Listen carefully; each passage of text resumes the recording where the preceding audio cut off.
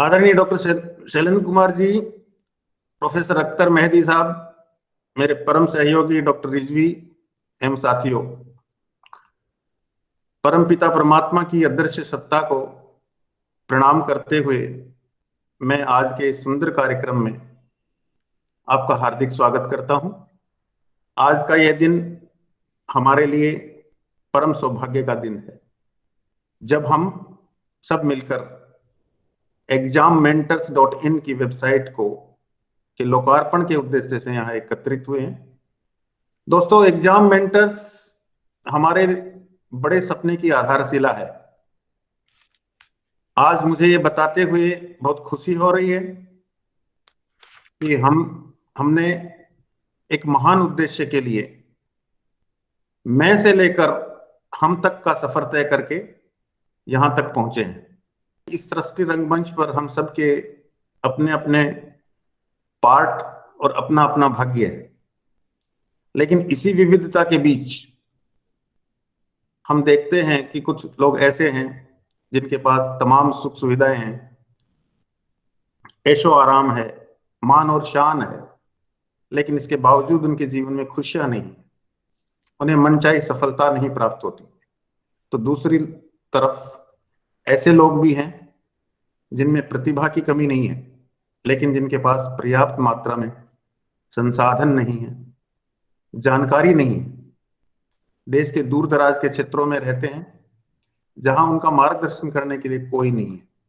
Exam mentors एक ऐसा मंच है जहां हम लोग भविष्य के लिए डॉक्टर तैयार करेंगे। जैसा कि आप जानते हैं कि नीट की परीक्षा हर वर्ष देश में होती है और उसमें लगभग 13 से 14 लाख बच्चे बैठते हैं। पूरे भारतवर्ष में एमबीबीएस की लगभग 90,000 सीटें हैं। इतनी बड़ी संख्या में परीक्षा देने वाले छात्र जिनका दाखिला नहीं होता, 1-2 साल तक प्रयास करने के बाद या तो वे अपनी दिशा बदल देते हैं या वे अपने सपने पूरे करने के लिए विदेश की राह पर चल देते हैं। इस प्रकार भारत का बौद्धिक पलायन होता रहता है। आप जानते हैं कि भारत की प्रतिभा पूरे विश्व में परचम लहरा रही है, लेकिन हमारे देश में संसाधनों के अभाव में प्रतिभाशाली लोग अपनी मंजिल तक नहीं पहुंच पाते। एग्जाम मेंटर्स भविष्य के लिए देश को उत्तम कोटि के डॉक्टर तैयार करके देगा। वैसे मुझे इस बात की बहुत खुशी है कि देश में आकाश, एलन जैसे बड़े बड़े संस्थान इस दिशा में बहुत अच्छा काम कर रहे हैं। लेकिन दोस्तों, एक मिशन को जन्म देने का खाका लेकर हम आपके सामने उपस्थित हुए हैं कि आज हमारे पास उच्च प्रतिभा के धनी ऐसे युवा लोगों की एक टीम है जिसने अपनी प्रतिभा के बल पर अपने लिए तो ऊंचे मुकाम हासिल किए ही हैं, अपने समय में से कुछ समय निकालकर समाज के नव युवाओं को डॉक्टर बनाने का बीड़ा उठाने के लिए भी समर्पित हैं। बड़े बड़े संस्थान नीट की तैयारी करवाते हैं, लेकिन प्रत्येक छात्र पर व्यक्तिगत रूप से ध्यान देना कदाचित उनके लिए संभव नहीं होता। नीट परीक्षा पास करने के लिए जहां कठिन परिश्रम आवश्यक है, वहीं प्रतिदिन मेंटरिंग की भी आवश्यकता होती है, मॉनिटरिंग की भी आवश्यकता होती है और परीक्षा के पश्चात एक एक्सपर्ट काउंसलर की भी आवश्यकता होती है। सौभाग्य से इन चारों पहलुओं पर समान अधिकार रखने वाले लोगों की हमारी टीम में उपस्थिति हमें मजबूती देती है और वे सब इस बात के लिए कृत संकल्पित हैं कि वर्ष 2021 की परीक्षा में शामिल होने वाले लगभग 100 बच्चों को सफलता दिलाएंगे। हम देश के सरकारी और प्रतिभा खोज विद्यालयों से छात्रों का चयन करेंगे। क्योंकि इस वर्ष समय कम है, इसलिए हम आपके द्वारा सुझाए गए या हमारी वेबिनार देखकर जो भी छात्र हमसे जुड़ेंगे उन्हें ऑनलाइन तैयारी करवाई जाएगी। इसके लिए आज एक वेबसाइट लॉन्च की जा रही है। इस वेबसाइट के माध्यम से हम उन बच्चों को प्रतिदिन प्रशिक्षण देंगे उनकी प्रतिभा पर निगरानी रखेंगे, उनकी प्रगति पर निगरानी रखेंगे, उनके आत्मविश्वास को बढ़ाएंगे, उन्हें सही रास्ता दिखाएंगे और उन्हें ऐसे गुर सिखाएंगे जिनके बल पर परीक्षा में उनका परफॉर्मेंस उत्तम श्रेणी का रहेगा। जैसा कि मैंने बताया था कि एग्जाम मेंटर्स हमारे बड़े सपने की आधारशिला है। तो दोस्तों, इस वर्ष के परिणामों के आधार पर 2022 से हम इसे संस्थागत रूप प्रदान करेंगे। इसके लिए सोमान फाउंडेशन नामक एक संस्था की स्थापना की जाएगी, जिसके तहत दिल्ली एनसीआर में एक ऐसा केंद्र स्थापित किया जाएगा जहां देश के प्रतिभावान, अमीर और गरीब, दिव्यांग और सबल दोनों वर्गों के बच्चे आकर रहेंगे। उनके लिए उत्तम आवास और सात्विक भोजन की व्यवस्था की जाएगी। उनके मार्गदर्शन के लिए संस्थान में ही सब्जेक्ट एक्सपर्ट रहेंगे जो दिन रात उनकी मदद करेंगे। यह व्यवस्था गुरुकुल के आधार पर संचालित होगी। यहां रहने वाले बच्चों को भारतीय संस्कृति के मूल आदर्शों एवं मूल्यों से परिचित कराया जाएगा। इसके लिए एक निश्चित जीवनचर्या, डेली रूटीन उनका तय किया जाएगा। उनके सर्वांगीण विकास के लिए आवश्यक अत्याधुनिक तकनीकी संसाधन भी जुटाए जाएंगे। लड़के और लड़कियों के लिए अलग अलग व्यवस्था की जाएगी। सबसे बड़ी बात यह होगी कि यहां रहकर तैयारी करने वाले छात्र गारंटी के साथ अपने लक्ष्य को हासिल करने में सक्षम होंगे। हम बच्चों को 1 वर्ष के लिए गोद लेंगे और 1 वर्ष के बाद जब बच्चा लौटकर अपने घर जाएगा, तब उसके पास न केवल एक सुरक्षित भविष्य होगा, बल्कि वह उत्तम जीवन जीने के लिए आवश्यक सर्व गुणों से संपन्न होगा। समय के साथ साथ अन्य शहरों की आवश्यकताओं की पूर्ति करने की दिशा में बढ़ते हुए हम देश के विभिन्न प्रदेशों में ऐसे अनेक केंद्र खोलेंगे और मेडिकल के साथ साथ अन्य प्रोफेशंस को भी उसमें शामिल करेंगे। मुझे ये बताते हुए बेहद खुशी है कि आज देश में कई तरह के संस्थान इस दिशा में कार्य कर रहे हैं, जिनके साथ संवाद करने का मुझे परम सौभाग्य मिला है। हम उन तमाम संस्थानों के साथ भी सहयोग करेंगे और उनका भी सहयोग लेंगे। ये राष्ट्र निर्माण का महायज्ञ है। इस अभियान को सफल बनाने के लिए आज बड़ी तादाद में देश के शिक्षाविद, प्रशासक, शिक्षक एवं प्रशिक्षक, टेक्नोक्रेट और वैज्ञानिक हमारे साथ खड़े हैं। हम आप सभी के प्रति अपना आभार व्यक्त करते हैं। वेबसाइट लॉन्च करने के बाद मेरे सहयोगी डॉक्टर रिजवी मेंटरिंग के बारे में सब सूक्ष्म जानकारियां प्रदान करेंगे। जय हिंद, जय भारती। ये हमारी वेबसाइट है और इस वेबसाइट में ये बहुत, इसमें आप देख सकते हैं कि ऊपर जो सबसे पहले हमारा लिखा हुआ है वो है, आप अगर यहाँ हैं तो यहाँ देखिए ये एक होम है, फिर यहाँ पे अबाउट एग्जाम मेंटर्स है, यहाँ पे रजिस्ट्रेशन है, ये सेल्फ असेसमेंट फॉर्म है और यहाँ पे लॉग इन है। तो इसमें क्या होगा कि जैसे किसी भी बच्चे को हमारा प्लेटफॉर्म का इस्तेमाल करना है तो सबसे पहले तो उसे यहाँ पे नीचे जाके यहाँ पे रजिस्टर नाउ इसको क्लिक करना होगा। जब वो इसको क्लिक करेगा तो उसमें उसको एक डिफरेंट फील्ड्स मिलेंगी, जिन डिफरेंट फील्ड्स को वो सबसे पहले तो सबमिट करेगा। ये डिफरेंट फील्ड्स हैं हमारी, जिसमें कि उसको अपना यूजर नेम, अपना नाम, email ID, password, WhatsApp number, NEET का कौन सा उसका अटेम्प्ट है और ये सारी चीजें उसे इसमें फिल करनी होंगी, जिसमें उसकी मंथली इनकम और किस कैटेगरी से वो आता है ये सारी चीजें उसे मेंशन करनी होगी। और बहुत इंपॉर्टेंट फैक्टर है जो उसको यहाँ लिखना होगा, why do you want to become a doctor. आप डॉक्टर क्यों बनना चाहते हैं? क्योंकि सर हम उसी को पढ़ा सकते हैं, हम उसी को कामयाब बना सकते हैं जिसके अंदर कामयाबी की लालच हो, जो कामयाब होना चाहता हो। तो हम इस अपने प्रोसेस के थ्रू एक अंदाजा लगाने की कोशिश करेंगे कि वो कौन बच्चे हैं जो अपने इस टारगेट को लेके सिंसियर है। उसके बाद से फिर जब वो इस फॉर्म को फिल कर देगा, उसके बाद हम उसको एक ईमेल भेज के उसका कंफर्मेशन करेंगे कि वो हमारे इस प्लेटफॉर्म को ज्वाइन कर सकता है। और जब वो हमारा बच्चा उस प्लेटफॉर्म को ज्वाइन कर लेगा तो उसके बाद उसको रेगुलर बेसिस पे सेल्फ असेसमेंट फॉर्म भरने पड़ेंगे डेली।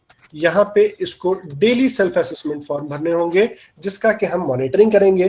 जिस सेल्फ असेसमेंट फॉर्म में राइट नाउ 2021 के लिए कहें तो हमारे जो बच्चे हैं उनके पास कोई ना कोई स्टडी मटेरियल होगा, और अगर उनके पास कोई स्टडी मटेरियल अभी राइट नाउ अवेलेबल नहीं है उतना अच्छा, तो हम उसको स्टडी मटेरियल प्रोवाइड कराएंगे और उसको हम डेली टारगेट देंगे। ठीक है, डेली टारगेट देंगे और उस डेली टारगेट की बेसिस के ऊपर हम देखेंगे कि उसका स्टैटिस्टिकल एनालिसिस करेंगे। उसकी स्टैटिस्टिकल एनालिसिस में हम देखेंगे कि रोज वो कितने नंबर ऑफ क्वेश्चंस लगा रहा है, कितने वो रॉन्ग क्वेश्चन कर रहा है, कितने वो राइट क्वेश्चन कर रहा है, कितने टाइम ले रहा है क्वेश्चन करने में। जो रॉन्ग क्वेश्चन है वो रॉन्ग क्वेश्चन किस वजह से होते हैं, उसमें अलग अलग रीजन हो सकता है। कुछ बच्चे तुक्का मार के आते हैं, कुछ बच्चे क्वेश्चन समझ तो जाते हैं लेकिन उनकी कैलकुलेशन में मिस्टेक हो जाती है। तो उसकी एक डिटेल्ड एनालिसिस होगी कि जिस बेसिस पे हम पता लगाएंगे कि वीकनेस बच्चे के अंदर किस जगह पर आ रही है। उसकी बेसिस पे हम उसका एक सिस्टम डेवलप करेंगे कि भाई वो उसकी जो वीकनेस है उसको किस तरह से रिमूव किया जा सकता है। किसी भी बच्चे को पढ़ाना शुरू करने से पहले या उसकी मेंटरशिप स्टार्ट करने से पहले हमें 2-3 चीजों के ऊपर ध्यान देना होगा। वो सबसे पहली चीज होगी कि हम ये प्रोग्राम कर क्यों रहे हैं, हमारे मेजर टारगेट्स क्या हैं जबकि हम इस प्रोग्राम को करने की कोशिश कर रहे हैं। तो हमारे 3-4 मेजर आउटकम्स हैं। सबसे पहली चीज है हम इंड्यूस करना चाहते हैं होप को। इंड्यूस होप, जो बच्चा है उसकी उम्मीद बाकी रहे। अगर कोई जिंदगी में नाउम्मीद हो जाता है तो वो कुछ नहीं कर सकता। तो हमारा सबसे पहला टारगेट ये है कि एक बच्चा जो हमारे प्लेटफॉर्म पर आए, ज्वाइन करे, वो उम्मीद से भर जाए, अपनी जिंदगी के बारे में एक पॉजिटिव आउटलुक रखे। सबसे पहली बात, क्योंकि ये वो वक्त है कि अभी 4 महीने बचे हैं और बच्चा सोचता है कि मेरा तो 50% सिलेबस बाकी है, तो मैं कैसे कर सकता हूं, मुझसे तो हो ही नहीं सकता, मैं कैसे कंपीट करूंगा। आज मैं आपको एक ऐसे बच्चे के बारे में भी बताऊंगा कि जिसने विद इन 3 वीक्स उसने इतना जबरदस्त चेंज आया उसके अंदर कि आप यकीन नहीं करेंगे। तो सबसे पहली चीज ये कि हमको उस बच्चे के अंदर उम्मीद की किरण जगानी है। दूसरी चीज हमें करनी है, हमको कस्टमाइज करना है स्ट्रेटेजी को, है ना, हमको कस्टमाइज करना है स्ट्रेटेजी को। तो जो भी बच्चा होगा जो हमारे यहाँ ज्वाइन करेगा, देखिए हमने अपने नंबर ऑफ स्टूडेंट्स जिनके साथ हमको काम करना है, हमने उन्हें बहुत ज्यादा नहीं रखा है। हमने कहा एट मैक्स 100, लेकिन जैसा कि दयाल सर कह रहे थे, हमारे पास अगर 5 बच्चे भी होंगे तो हम 5 बच्चों के साथ भी काम करेंगे, क्योंकि ये हमारा प्रॉफिट ओरिएंटेड काम नहीं है। तो हम जितने भी बच्चे आएंगे सबसे पहले तो हम उनके कस्टमाइज करेंगे कि उनकी स्ट्रैटेजी क्या होगी, वो किस स्ट्रैटेजी के तहत पढ़ाई करेंगे। तो स्ट्रैटेजी को डिफाइन करने के लिए सबसे पहले हमको कुछ चीजों पे ध्यान देना होगा, जैसे कि हमारे पास ये एक लिस्ट है। ये लिस्ट क्या बता रही है, ये लिस्ट हमें बता रही है कि भाई आप देख सकते हैं कि इसमें हमारे अलग अलग, इसमें आप देख सकते हैं कि ये जो हमारे पास लिस्ट है इसमें टॉपिक के नेम दे रखे हैं। जैसे कि ये फिजिक्स हो गया, तो ये फिजिक्स के सारे टॉपिक्स हैं हमारे, ये हमारे फिजिक्स के टॉपिक्स हो गए जिन पे अगर हम ध्यान दें तो ये हमारे फिजिक्स के सारे टॉपिक्स हो गए। तो फिजिक्स के टॉपिक्स में आप देखिए हमने क्या कर रखा है, हमने क्वेश्चन के टाइप दे रखे हैं। हमने ये बता रखा है कि कौन सा कितना पोर्शन है। जैसे अगर हम मैकेनिक्स की बात करें तो नीट के एग्जाम में 27% क्वेश्चन मैकेनिक्स से आ रहे हैं। अगर हम बात करें इलेक्ट्रोडायनामिक्स से तो उसमें 24% आ रहे हैं। अगर हम बायोलॉजी की बात करें तो हम कह सकते हैं कि प्लांट डाइवर्सिटी से 11% आ रहा है, सेल बायोलॉजी से 15% क्वेश्चंस आ रहे हैं। तो on the basis of that हमको प्रायोरिटाइज सबसे पहले करना पड़ेगा। हम एक प्रायोरिटी लिस्ट बनाएंगे कि बच्चे को कौन से टॉपिक्स में सबसे पहले करना है। उसके दो बेसिक इश्यूज होंगे, सबसे पहले कि वो क्या पढ़ चुका है, किस पोर्शन में वो कितना कॉन्फिडेंट है, किस पोर्शन में वो कितना कम कॉन्फिडेंट है, उसकी डिफिकल्टी लेवल क्या होती है, जैसे इसमें कितने डिफिकल्ट क्वेश्चंस आ रहे हैं, कितने एवरेज क्वेश्चंस आ रहे हैं। अब आप एक बात ध्यान से देखिएगा कि अगर बच्चा सारे डिफिकल्ट क्वेश्चन ना भी करे, सारे डिफिकल्ट क्वेश्चन करना छोड़ दे, तो आप देखेंगे कि टोटल डिफिकल्ट क्वेश्चन अगर हम हटा दें और सारे आसान क्वेश्चन देखें तो 1 2 3 2 5 1 6 7 8 8 5 13 13 14 15 16 17 ओनली 17 क्वेश्चंस ऐसे हैं, ठीक है। तो 17 क्वेश्चन ऐसे हैं, मतलब 58 मार्क्स 58 मार्क्स 58 मार्क्स के क्वेश्चन ऐसे हैं जो कि डिफिकल्ट है। बाकी तो क्वेश्चन डिफिकल्ट है ही नहीं। तो सवाल ये है कि अगर हम एक बच्चे को डिफिकल्ट क्वेश्चन छोड़ के खाली इजी और एवरेज क्वेश्चन की भी प्रैक्टिस करा दें और सारे इजी एंड एवरेज क्वेश्चन वो करेक्ट करके आएगा, तो उसके 58 मार्क्स कटेंगे टोटल 720 में। और अगर 720 में 58 मार्क्स उसके कट जाते हैं तो उसके 660 से 670 के बीच में मार्क्स बन जाते हैं, जिससे कि उसको एक गवर्नमेंट कॉलेज की सीट मिल जाएगी। तो हमारे पास ये पूरी एक स्ट्रेटेजी है जिसके तहत हम पहले बच्चों को आइडेंटिफाई करेंगे कि उनके कौन से सब्जेक्ट करने हैं, पहले उनकी एक स्ट्रेटेजी डेवलप करेंगे। उस स्ट्रेटेजी को डेवलप करने के बाद हम टारगेट बेस्ड गोल सेट करेंगे। हमारे पास 4 मंथ्स है और हम ये मान के चलते हैं कि इस 4 मंथ्स में 60% सिलेबस को हमें कंप्लीट करना है। 60% सिलेबस कंप्लीट करना है, क्योंकि ये बात ऑब्वियस है कि जो बच्चा अभी मेडिकल की तैयारी कर रहा है वो 40% सिलेबस उसके कंप्लीट होंगे, तो इसको 40% सिलेबस के बेसिकली इसका प्रॉपर रिवीजन कराना है। और बाकी 60% सिलेबस हम मान के चलते हैं कि खराब से खराब बच्चा है जिसने बिल्कुल अच्छे से पढ़ाई नहीं की है, वो भी बच्चा अगर 60% सिलेबस उसको करना है तो 60% सिलेबस हम उसको मैक्सिमम टू मैक्सिमम 2 मंथ्स में कंप्लीट करा दे सकते हैं। 2 मंथ्स, और अगर थोड़ा स्लो बच्चा है तो भी 3 मंथ्स हमारे लगेंगे मैक्सिमम। और अगर हम 3 मंथ्स इसको दे दें प्लस इसका रिवीजन कर लें, वो बच्चा आराम से 60 to 70% स्कोर करने लगेगा। नीट में 60 to 70% स्कोर करने का मतलब, अगर 70% भी बच्चा स्कोर कर रहा है तो 700 में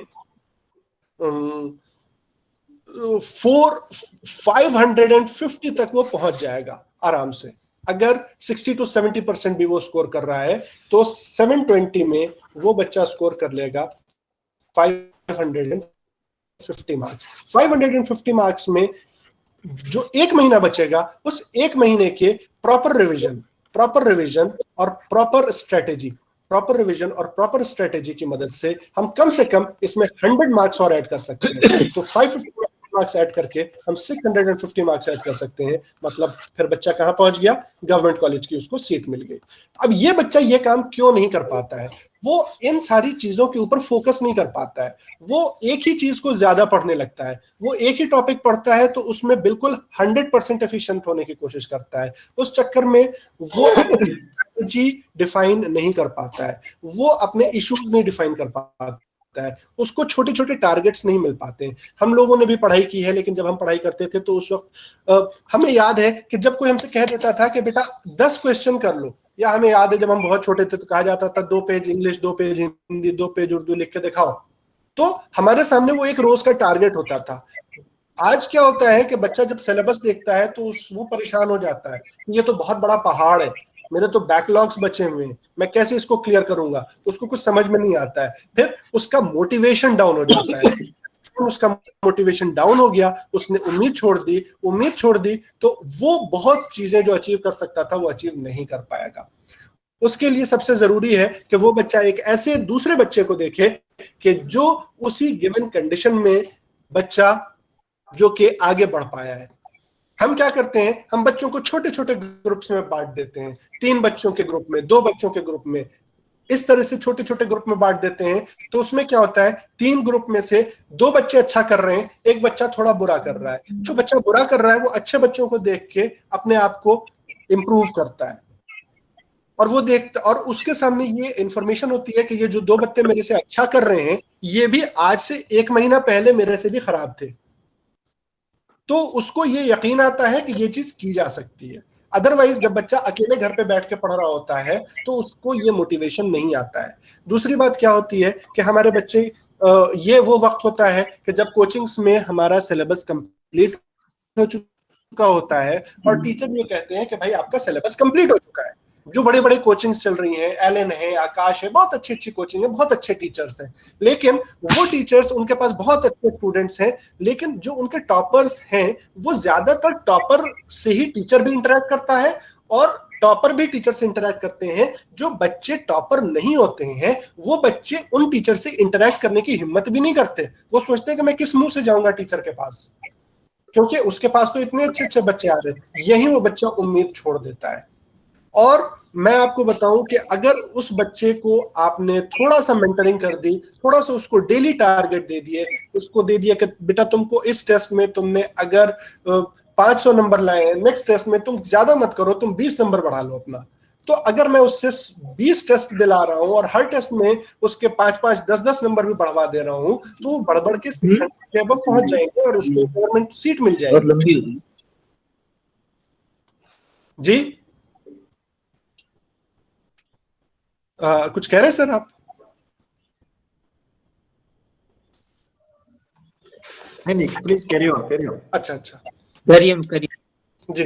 तो अब ये चीज हो गई। तीसरी चीज क्या है कि जो भी हम टारगेट दे रहे हैं उसकी मेरी मॉनिटरिंग और विजिलेंस होना चाहिए। Monitoring and vigilance. तो मॉनिटरिंग एंड विजिलेंस का जो मेरा स्ट्रेटेजी होती है वो होती है कि हम बच्चे से लाइव टेस्ट करवाते हैं। जैसे कि हमने बच्चे को कोई एक चैप्टर दिया, उस चैप्टर के मैंने उसे 20 क्वेश्चन दे दिए, मैंने देखा कि क्या वो बच्चा 20 क्वेश्चन कर पा रहा है, उस 20 क्वेश्चन में से कितने सही अटेम्प्ट कर रहा है, कितने गलत अटेम्प्ट कर पा रहा है। अक्सर बच्चे क्या होते हैं, झूठ भी बोल देते हैं। आप ऑनलाइन जो एजुकेशन सिस्टम अभी चल रहा है उसमें बच्चे झूठ भी बोल दे रहे हैं, कह रहे हैं कि मेरे तो इतने आ गए, मेरे तो उतने आ गए। आप कुछ नहीं कीजिए, आप उनसे ओरल टेस्ट ले लीजिए। ओरल टेस्ट ले लीजिए 20 क्वेश्चन का। 20 क्वेश्चन का आपने ओरल टेस्ट ले लिया, आपको समझ में आ जाएगा कि बच्चे ने वो काम किया है कि नहीं किया है। तो उससे क्या होगा कि बच्चे को इस चीज का एक अंदेशा रहेगा कि भाई मेरे से पूछ लिया जाएगा, मेरे से बायो के 10 क्वेश्चन पूछ लिए जाएंगे, मेरे से केमिस्ट्री के 10 क्वेश्चन पूछ लिए जाएंगे, मेरे से फिजिक्स के 5 क्वेश्चन पूछ लिए जाएंगे। तो ये एक मॉनिटरिंग एंड विजिलेंस का होगा। उसमें हम छोटे छोटे बैचेस बनाएंगे, छोटे छोटे सेशंस रखेंगे, जिन छोटे छोटे सेशंस में जो मेरे बहुत सारे ऐसे लोग हैं कि जो IIT में हैं, जो एम्स में हैं, जिन्हें मैं पर्सनली जानता हूं और वो खुद अपनी एक कम्युनिटी वहां रखते हैं। उन बच्चों को अगर मैं कहूं कि एक स्टूडेंट IIT का एक वीक में 1 घंटा 1 आवर दे दे, ठीक है। और मेरे पास आप ये समझिए कि IIT के कम से कम भी तो 50 स्टूडेंट्स हम अपने साथ जोड़ ले सकते हैं जो कि IIT में पहुंच चुके हैं।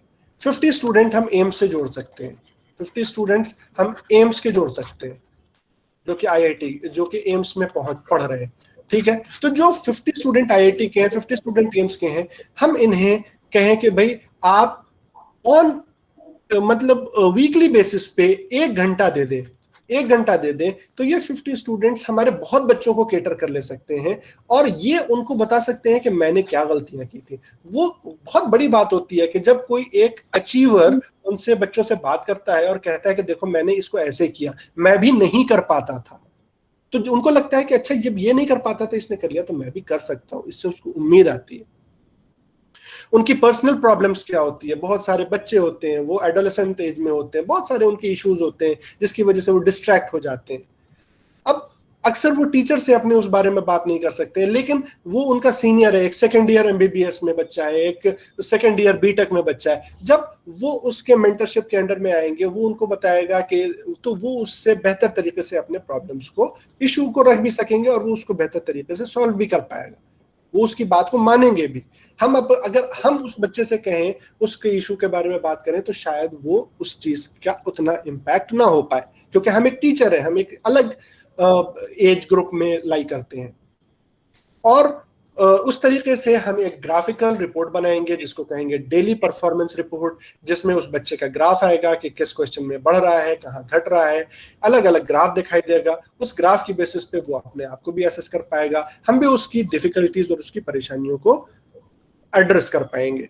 अब मैं बहुत छोटी सी बात आपको बताऊं, जैसे कि अभी अभी मैं आपको एक बच्ची का दिखाता हूं, वो मेरा मतलब व्हाट्सएप पर भी है, तो मैं आपको दिखाऊंगा कि ये बच्ची के जो मार्क्स हैं, जो रिजल्ट्स हैं, वो कैसे थे। और वो नीट 2020 में इसका देखिए, इसका नाम है सदफ, इस बच्चे का नाम है। तो आपको अगर मैं दिखाऊं तो ये जो बच्ची है, इसको मैंने, ये देखिए, ये मैं इसको स्टडी मटेरियल भेजा है मैंने यहाँ पे, आप हमारा स्क्रीन शायद देख पा रहे हो, और अलग अलग सब्जेक्ट का स्टडी मटेरियल भी भेजा है मैंने कि भाई तुम इसको इस तरह से करो, इस तरह से करो। ये देखिए, ये इसका स्कोर है, आप इसको देख सकते हैं कि ये बच्ची जो है, इसकी रैंक कितनी है। इसकी पिछली रैंक है 24 रैंक, आप देख सकते हैं। जो फर्स्ट टेस्ट था, she was able to score how much, she was able to score only 4 out of 720। क्यों? उससे दिया ही नहीं गया, वो घबरा गई। मैंने कहा टेस्ट दो, कोई परेशानी नहीं है। नेक्स्ट टेस्ट में 348, फिर उसके नंबर घट गए, फिर 377। फोर्थ यूनिट टेस्ट में आप देखिए, इसने 672 मार्क्स स्कोर किए, 672 स्कोर किए हैं, और इसकी रैंक 3000 से घट के 24 हो गई। ये लास्ट, ये फोर्थ टेस्ट था। और एक बार जब बच्चा अच्छी परफॉर्मेंस कर लेता है, तो उसके बाद से फिर उसको लगता है कि वो बहुत ऊपर पहुंच गया, बहुत सारी चीजें, उसको अपने ऊपर विश्वास हो जाता है, उसको भरोसा हो जाता है, वो बहुत कुछ कर सकता है। अब मैं आपको दिखाता हूं कि इसी में मैंने, देखिए, इसको चॉकलेट भी भेज दिया आज, लो भाई, तुमने इसको किया है तो ये चॉकलेट लो आज की तुम्हारे लिए।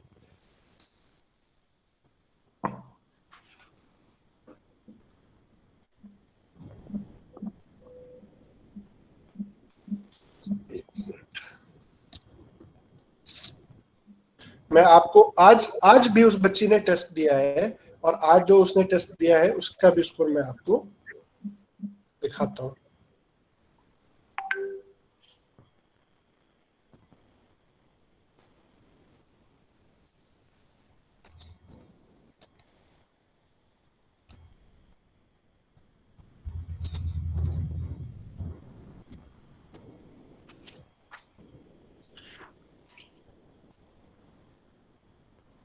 ये देखिए, ये आज की इसकी टेस्ट का स्कोर है। आज इसने ऑल इंडिया रैंक 10 हासिल की है, ऑल इंडिया रैंक है। ये भी एलन के टेस्ट में। एलन में इंडिया के जो टॉप 10 स्टूडेंट्स होते हैं वो एलन से ही आते मोस्टली, और ये बच्ची उसमें ऑल इंडिया रैंक इसने 10 अचीव की है। और आपको यकीन नहीं होगा कि ये बच्ची नीट 2020 में इसके स्कोर थे 230 मार्क्स, 230 मार्क्स थे, और आज के टेस्ट में इसने 687 स्कोर किया है। और इसको मेंटरशिप की जो हमारा प्रोसेस है, उस प्रोसेस में इसको आए हुए सिर्फ 3 महीने हुए।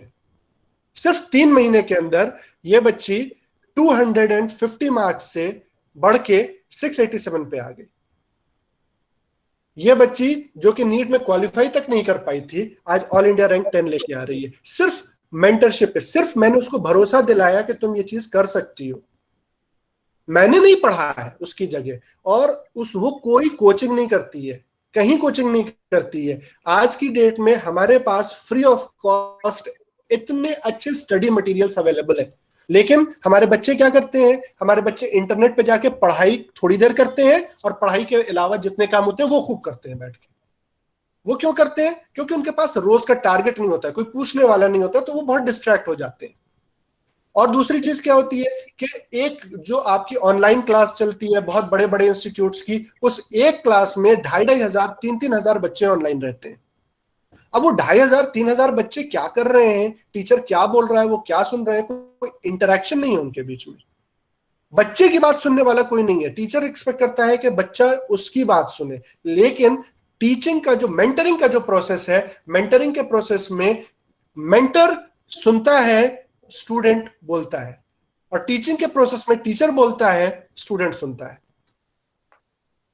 तो यहां पे हम मेंटरिंग के ये फैसिलिटी एक प्रोवाइड कर रहे हैं, और हमें बिल्कुल इस चीज से फर्क नहीं पड़ता कि हमारे पास 100 बच्चे आ रहे हैं, कि हमारे पास 500 बच्चे आ रहे हैं, हमारे पास 10 बच्चे आ रहे हैं, हमारे पास 8 बच्चे आ रहे हैं। हमारा ये प्रॉफिट मेकिंग ऑर्गेनाइजेशन नहीं है। हमको उन बच्चों को टारगेट करना है जो बच्चे छूट चुके हैं उस प्रोसेस में, जो बच्चे उम्मीद खो चुके हैं। हमारे लिए वो बच्चे इंपॉर्टेंट हैं। और हमारा ये एक अपना एक्सपीरियंस रहा है लाइफ का, कि जब आप, आइंस्टाइन ने भी ये बात कही थी, if you are going to जज fish by its capability to scale a tree, the fish would always think that it is a stupid being. तो सबसे पहले हमें अपने बच्चों पे भरोसा दिखाना है, और बच्चों को खुद पे भरोसा दिखाना है। और हम, ये तो एक बच्ची है, मेरे पास भरे पड़े हैं इस तरीके के, हमारे पास एग्जाम्पल्स। बस क्या है कि ये वो बच्चे हैं जो कि हमसे आके मिल ले रहे हैं डायरेक्टली, हमसे मिल ले रहे हैं। तो हमारा स्कोप काफी छोटा था, हम बहुत छोटे स्कोप पे काम कर रहे थे। हम इस स्कोप को बड़ा करना चाहते हैं, और इस स्कोप को हम बड़ा नहीं कर सकते हैं। मेरे अंदर इस चीज की क्षमता नहीं है। हम बहुत ही छोटे इंसान हैं, बहुत ही छोटे लेवल पे काम करने वाले आदमी हैं। हमको मेरी मुलाकात हुई अब मनोज सर से। मनोज सर ने हमसे कहा कि सर, आप ये काम, मैं चाहता हूं कि हम लोग ये काम साथ में करें, और इस चीज को मैं इस चीज की लीडरशिप करूंगा।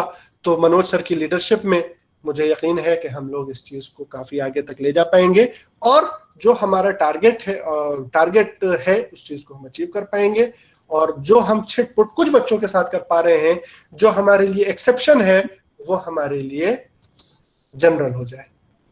जो हमारी एक्सेप्शन कैटेगरी ना रहे, बल्कि हमारा जनरल रूल बन जाए कि जिसको मेंटर चाहिए उसको मेंटर मिले, जिसको मेंटी चाहिए उसको मेंटी मिले। हमारे बहुत अच्छी अच्छी जगहों पर हैं जिनके पास इतना वक्त है कि वो अपनी एक्सपीरियंस की बेसिस पे किसी से शेयर कर सकते हैं, लेकिन उनके पास प्रॉपर टूल नहीं है कि किस प्रोसेस के थ्रू वो किसी बच्चे की मेंटरशिप कर सके। हम वो टूल डेवलप कर रहे हैं। हम एक जरिया है, हम एक माध्यम है। तो बस हम इतना ही बताना चाहेंगे। बच्चों को हमारी वेबसाइट पर जाना है, रजिस्टर करना है। जो बच्चा रजिस्टर करेगा, हम उसको अप्रूव करके उसको ईमेल के थ्रू नोटिफाई करेंगे। वो नोटिफिकेशन उसको जाएगा। फिर जैसे ही उसका अप्रूवल हो जाएगा, वो हमारे प्लेटफॉर्म पे आके डेली अपडेट करेगा। डेली जितने क्वेश्चन गलत हुए उनको अपडेट करेगा। उसका रेगुलर टेस्ट होगा। इस तरीके से विद इन 3 to 4 मंथ हम ये एक्सपेक्ट करते हैं, मेरा अपना ये एक्सपीरियंस है कि इस प्रोसेस में 3 मंथ में बच्चा 200 मार्क्स इंक्रीज कर सकता है। अगर वो 300 स्कोर कर रहा था तो वो आराम से 500 कर सकता है। अगर वो 350 कर रहा था तो वो 550 कर सकता है। अगर वो 400 की रेंज का है, वो 600 तक आसानी से पहुंच सकता है। ये बेयर मिनिमम है। This is bare minimum. बाकी तो बच्चा ऑल इंडिया रैंक 1 भी ला सकता है, वो तो उसके ऊपर है, उसके वो भगवान की दया पर है, और किस्मत पर है, और उसकी अपनी लगन पर है।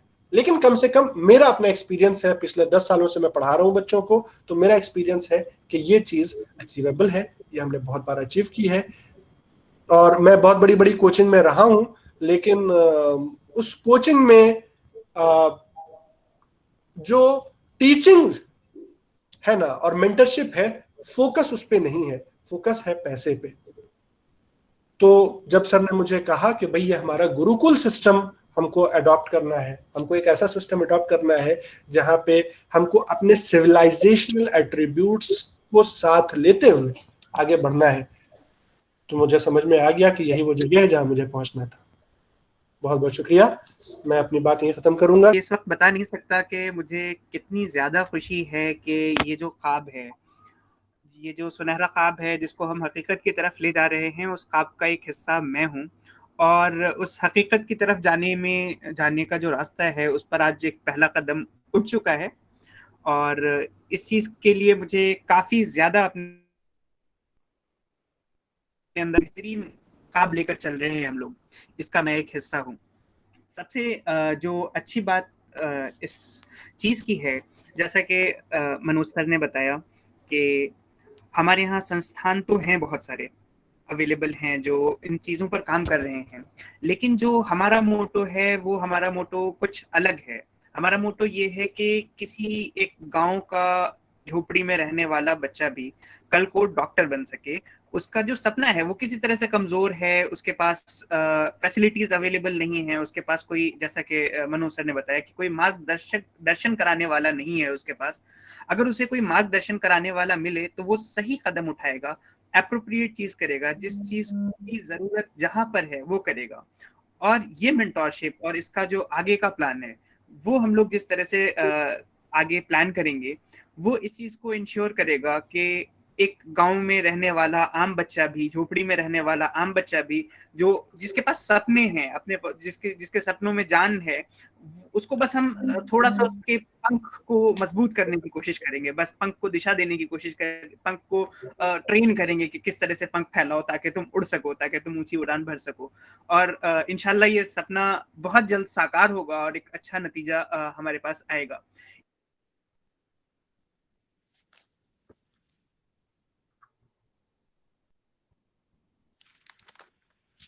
एक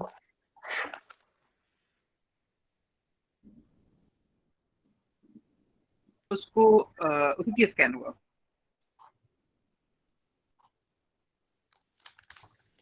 दिमाग में तुम्हारे कोई कीड़ा आ गया है, तो उसको तो ये बताया कि दिमाग में कीड़ा, मतलब सर पे कीड़ा आ गया है। अब उसने कुछ दिन तो अंग्रेजी दवा खाई, लेकिन बहुत जल्दी, क्योंकि जो क्रॉनिक डिजीज होती है उसका बहुत जल्दी से फौरन आराम नहीं होता है, इट टेक्स टाइम, तो उसको टाइम लगा। लेकिन क्या था कि वो चूंकि गांव से ताल्लुक रखता था, उसने लोगों से पूछा। अब क्या होता है, एक सिंपल एक पैरेलल चीज मैं यहाँ पर खींचना चाह रहा हूँ, बताना चाह रहा हूँ कि जब इंसान क्राइसिस की सिचुएशन में होता है तो जो सबसे वफादार कंधे खोजता है और फिर उस वफादार कंधे पर सर रखता है और उससे मार्गदर्शन चाहता है, उससे अपने रास्ता पूछता है कि अब हम क्या करें। तो उसको किसी ने सजेस्ट किया कि झाड़ फूक करवा लो, तो वो अंग्रेजी दवा छोड़कर झाड़ फूक की तरफ चला गया। इस तरह की चीजें गांव में काफी ज्यादा मिलती हैं, क्योंकि गांव में डॉक्टर्स की काफी ज्यादा कमी है, और जो डॉक्टर्स होते भी हैं वो गांव में जाते नहीं है जनरली। अगर शहर के डॉक्टर हैं तो वो गांव में नहीं जाते।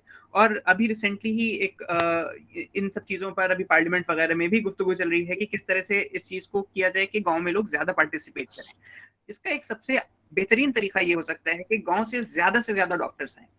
और ठीक है, जब बच्चे मेडिसिन की तैयारी कर रहे होते हैं, मेडिसिन के एंट्रेंस की तैयारी कर रहे होते हैं, तो उस वक्त भी वो एक क्राइसिस की पीरियड में होते हैं, उनको पता नहीं होता क्या करना है क्या नहीं करना है। और फिर गांव में किसी अपने विश्वसनीय के कंधे पर सर रखकर वो यकीन कर लेता है कि मुझे ये करना चाहिए। वो जिस तरह से बताता है उसकी बात मान लेता है, कोई कुछ बताता है, कोई कुछ बताता है, वो उस तरह से करता जाता है। तो यहाँ पर सही मार्गदर्शन करने वाला नहीं मिलता, लेकिन अगर सही मार्गदर्शन करने वाला मिले तो उसे सारे अवेलेबल हैं, बस सही मार्गदर्शन करने वाला मिले कि तुम्हें क्या नहीं यूज करने।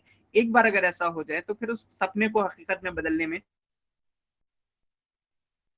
सबका शुक्रिया अदा करना चाहूंगा और फिर से अपना आभार व्यक्त करना चाहूंगा कि मुझे इस बेहतरीन प्रोजेक्ट का हिस्सा बनाया गया। बहुत बहुत शुक्रिया। बहुत बहुत शुक्रिया ma'am. A very good evening to all of you and it's a pleasure to be on this platform. बहुत बहुत खुशी की बात है कि हम सब इतनी डिफरेंट फील्ड से इस प्लेटफॉर्म पे एक साथ इकट्ठा हुए हैं एक बहुत ही नोबल कॉज के लिए। ये कॉज हमारा यूनिक है in itself. Why? Because सारी कोचिंग, सारे schools, they take all the students in a group together and उसको एक साथ वो पढ़ाते हैं, लिखाते हैं, बट उसके बाद का जो काम है वो मेंटर्स का होता है। एग्जाम टाइम पे जैसे जैसे एग्जाम पास आने लगता है बच्चे बहुत स्ट्रेसफुल हो जाते हैं कि इतना सिलेबस है, इतना ज्यादा हमारा रिवीजन बचा हुआ है, इतना बैकलॉग है, हम इसको कैसे कवर करेंगे, हम कैसे पढ़ेंगे। So they give up right before the exam. एक महीने में एग्जाम है and now the students are like अब हमसे नहीं हो पाएगा। तो ये वो टाइम है जब मेंटर्स का रोल आता है। यहाँ पे मेंटर्स अगर प्रेजेंट हों तो वो एक बच्चे की रैंक कहीं से कहीं पहुंचा दे सकते हैं। इन माई एक्सपीरियंस आई नो कि एक बच्चा 400 मार्क्स क्वालिफाई कर रहा था, but after mentoring her she scored just double. She scored 600 in just a week. बच्चा वही है, सिलेबस वही है, पढ़ाई वही है, वक्त वही है, बट उसको क्या मिला? मोटिवेशन, उसको मार्गदर्शन हुआ कि तुम ऐसे पढ़ो, तुम इस तरह से अपना सिलेबस कवर करो, ये नहीं हो रहा है इसे छोड़ दो, इससे तुम इस पे ज्यादा फोकस करो। So these small details, they are very important for a student. अगर बच्चा अपने अंदर फोकस्ड है, अगर बच्चा टारगेट ओरिएंटेड है, तो ये जो छोटे छोटे इनपुट्स होते हैं मेंटोर से, ये उसे कहीं ना कहीं पहुंचा सकते हैं। And in our community, we know that there are many students who lack this sort of mentorship. ठीक है, पेरेंट्स ने अफोर्ड करके उन्हें कोचिंग पढ़ा दिया, या स्कूल अच्छा है, बच्चे खुद मेहनती हैं, बट उनके पास ये मेंटोरशिप नहीं है। So this effort from doctor Abu Sariya ji, it is very very very beneficial for the whole society, क्योंकि यहाँ पे हम लोग किसी जाति या किसी फाइनेंशियल स्टेटस के ऊपर जाकर के हम लोग डिस्क्रिमिनेट नहीं करेंगे स्टूडेंट्स को। We will just look at the target, बच्चे में कैपेसिटी है कि नहीं है, बच्चा टारगेट ओरिएंटेड है कि नहीं है, because ultimately what is the major thing that matters is बच्चे का पोटेंशियल। अगर पोटेंशियल है तो definitely he can be anything he wants. He can be a doctor, he can be a scientist, he can be a rocket scientist. So this effort from Mr. Abu Saria is very much appreciated. So thanks a lot Sarita ma'am for this warm welcome.